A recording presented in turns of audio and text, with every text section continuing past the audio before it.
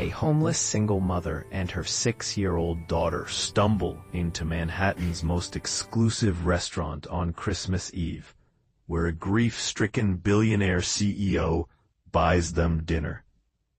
But when the child leaves behind a crayon drawing that mirrors his deepest trauma, 3 broken souls collide in a night that will shatter everything they thought they knew about family, worth, and redemption.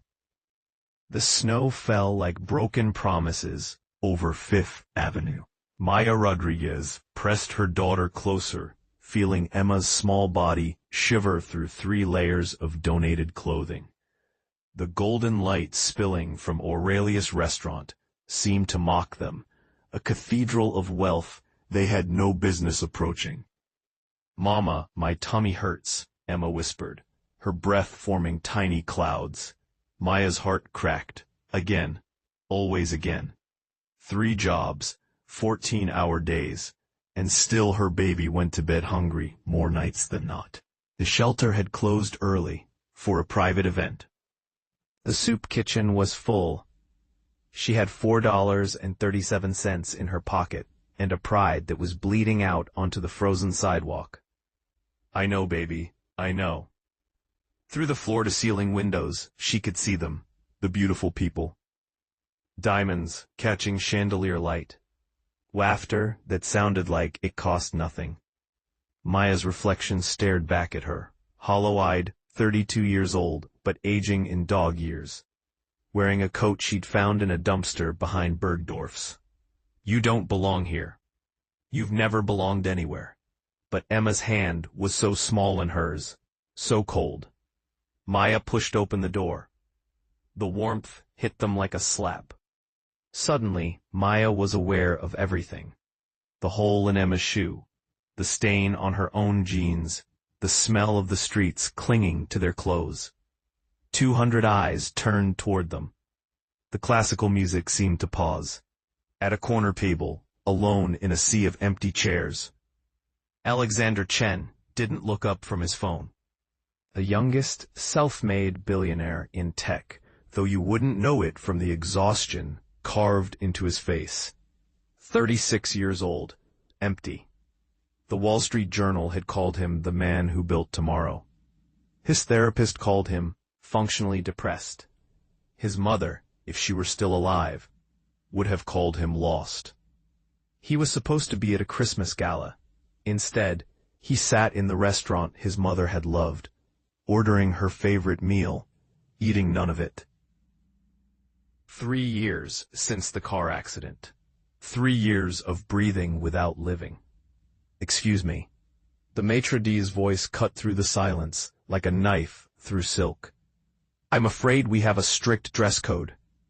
Maya felt Emma shrink behind her legs. We were just hoping."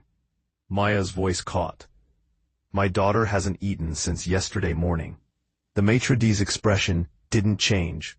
Polite, professional, utterly unmoved. "I understand your situation, but Aurelius maintains certain standards."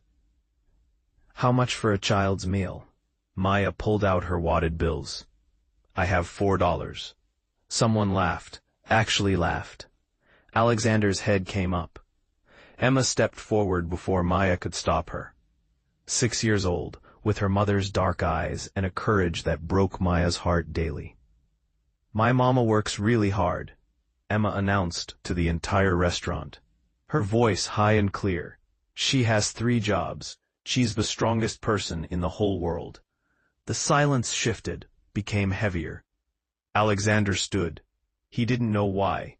He'd watched 1,000 injustices from boardroom windows and turned away. But something in the child's voice, the fierce protectiveness, the innocence colliding with cruelty, it sounded like someone he used to know. It sounded like him, before the world taught him not to feel. "Put their meal on my tab," he said. His voice carried the kind of authority people didn't question. "And bring them to my table." The maitre d' blanched. "Mr. Chen, I don't think—" "I wasn't asking." Maya wanted to refuse. Pride was sometimes all she had left. But Emma was already moving toward the table, drawn by something Maya couldn't see. Maybe the sadness in the man's eyes, maybe just the promise of food. "Thank you," Maya managed, voice tight. "You didn't have to. No one should be hungry on Christmas Eve." Alexander's tone was flat, automatic, the kind of charitable statement that costs nothing to make. But Emma was studying him with the unnerving focus only children possess. "You're sad," she said simply. Alexander blinked. "I'm fine." "No," Emma shook her head. "You have sad eyes. Like my mama when she thinks I'm sleeping."